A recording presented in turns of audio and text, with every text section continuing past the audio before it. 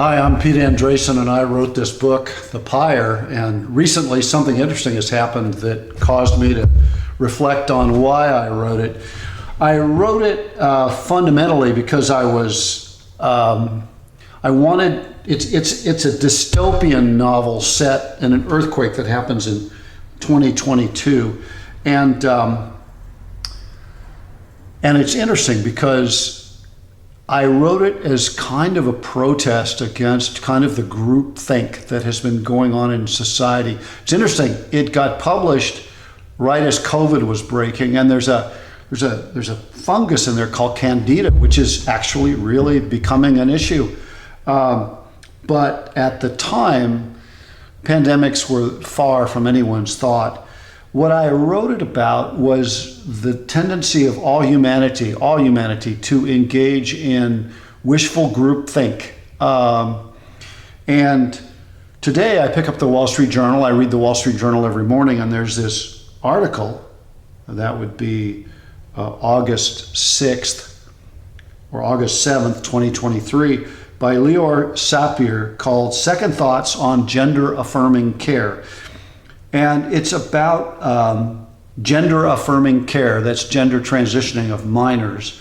The American Academy of Pediatrics said last week that it will commission a systemic review of the evidence for pediatric sex trait modification. And so what that's saying is that they are going to try to apply science, because what happens for all humanity, if you just watch the COVID vaccination debates, is that we decide what we like and then we make the science fit it. and so the Pyre is to some degree about, we decide what political system we want, and then we excuse whatever absolutely intolerant thing we do to bring it about.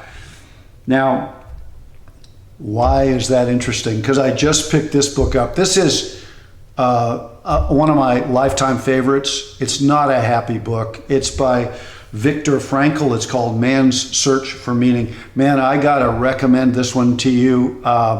It's a brutal book. He survived as a Jewish psychologist. He survived the death camps of World War II, lost his whole family, and he searched for meaning. And the result was great wisdom born of pain.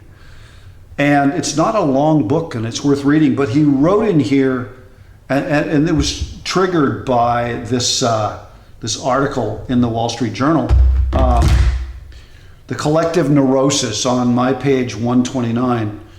Every age has its own collective neurosis, and every age needs its own psychotherapy to cope with it.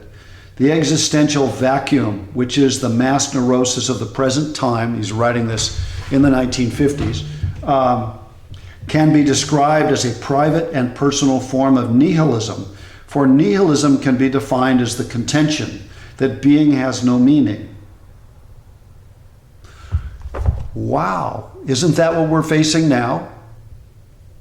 Life has no meaning, gender has no meaning, except that which we give it. Therefore, white is black, black is white. We can create our own reality. And that's why I wrote this book. So I am making this video mostly to say that what is happening right now in terms of a lot of things, right now gender transitioning or whatever it is, I'm hoping to stay far away from that controversy, has a lot to do with the neurosis of nihilism that has always been a feature of humanity. So, happy reading and blessings.